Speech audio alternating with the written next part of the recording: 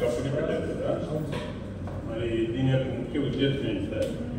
మన దగ్గర 50,000 ఉన్నాయి, 1 lakh ఉంది, 3 lakh, 5 lakh, 10 lakh, ఇంతకు మించి 25 lakh కూడా ఉంది. మన అడ్వాంటేజ్ ఏంటంటే మిల్లి చిట్కి మన చిట్కి ఉన్న డిఫరెన్స్ ఏంటంటే మన దగ్గర ఓన్లీ 5% కమిషన్ తీసుకుంటాం సార్. 4 man కమిషన్ అనేది 5%. వేరే compare to other chit fund అయితే వాళ్ళు 7% తీసుకుంటారు. లక్షకి మన 5,000, వాళ్ళ దగ్గర లక్షకి 7,000 సార్. అదొక అడ్వాంటేజ్ మన కంపెనీలో ఉన్నటువంటి. అది కాకుండా షూరిటీస్ వరకు వస్తే మన కస్టమర్ ప్రొఫైల్ బాగుందనుకోండి, అప్ టు 1 lakh వరకు వితౌట్ షూరిటీ మ్యాక్సిమం ఇస్తాం. ఇన్ కేస్ గవర్నమెంట్ ఎంప్లాయ్ అనుకోండి 3 lakh వరకు కూడా కస్టమర్ ప్రొఫైల్ బాగుంటే 3 lakh వరకు కూడా వితౌట్ షూరిటీ రిలీజ్ చేస్తాం. Based on the customer profile. In case customer profile కొంచెం అటు ఇటు ఉన్నా మనం 3 lakh 1 ఎంప్లాయ్ షూరిటీ రిలీజ్ చేస్తాం. 3, 5, 10. ఇన్ కేస్ బిజినెస్ పీపుల్ వాళ్ళు ఉంటే 1 ఐడియా లేదా government employee or private employee అనుకోండి, private employee any idea government employee based on the customer profile. Okay, nice sir. ఇప్పుడు మన దగ్గర 20,000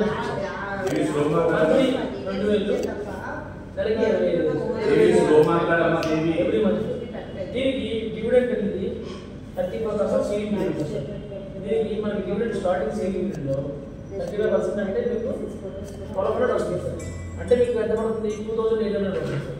వేరే 1 lakh అనుకోండి, నెలకు మీకు 4,000, 20,000 నెలలు. దీనికి ఏమించి 35, ఎందుకంటే షార్ట్ టర్మ్ పెట్టుకోవడానికి మనకి 35% సీలింగ్ ఉంటుంది సార్. 35% సీలింగ్ అంటే షార్ట్ టర్మ్ కాబట్టి 5 to 6 months సీలింగ్ ఉంటుంది సార్. 5 to 6 months అనుకోండి, ఇయర్లీ దీనికి 400 వస్తుంది. దీనికి 600, దీనికి 400. Okay sir.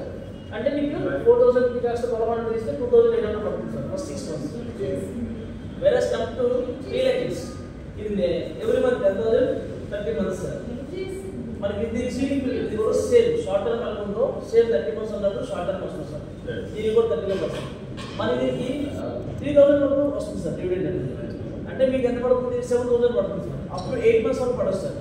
ఏదైనా సీలింగ్ అనేది based on the customer profile, customer బట్టే ఉంటుంది. ఎవరికైనా ఏడు అనుకోండి, వాళ్ళు సీలింగ్లో కావాలంటే సీలింగ్ తీసుకుంటారు.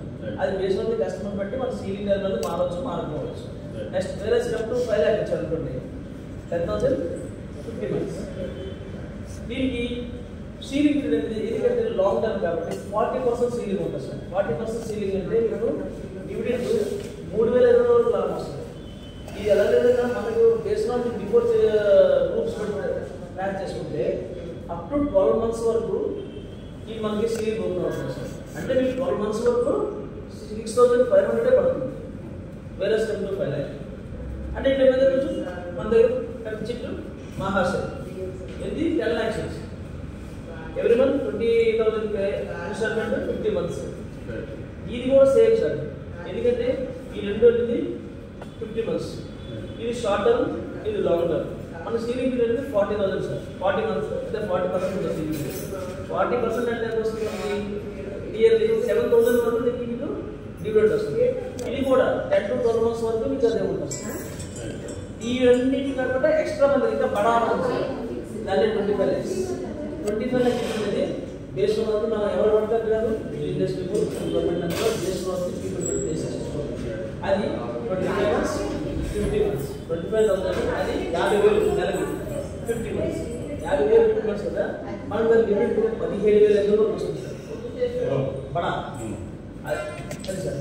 ఇది మన ఏదైనా maximum based on the customer profile బట్టి 1 or either 2. ఇది కాకుండా ఇంకా మన దగ్గర డిపాజిట్స్, ఇది కాకుండా మన దగ్గర డిపాజిట్ ఉంది సార్. దాన్ని NCD అంటారు సార్. NCD అంటే నాన్ క్యూములేటివ్ డిబెంచర్స్. అదొక సర్టిఫికేట్ మనకి వస్తుంది సార్. మనకి NCD గురించి కూడా మీకు బుక్లెట్ దాన్ని మీకు చూపిస్తున్నాం. దానికి మీకు కస్టమర్ ప్రొఫైల్ బట్టి 18% వరకు మనం డిపాజిట్ చేసుకోవచ్చు. వేరే compare to other banks present running 18%. అంటే మీకు మారచ్చు. ప్రస్తుతానికి అయితే 1 year అంటే 80% అలా ఉంది సార్. Okay sir. 1 lakh మీకు ఈడీఎస్ కట్ అయ్యి 30% వస్తుంది సార్ కస్టమర్ 1 lakh డిపాజిట్. ఇంత చక్కగా వివరించినందుకు మీకు ధన్యవాదాలు.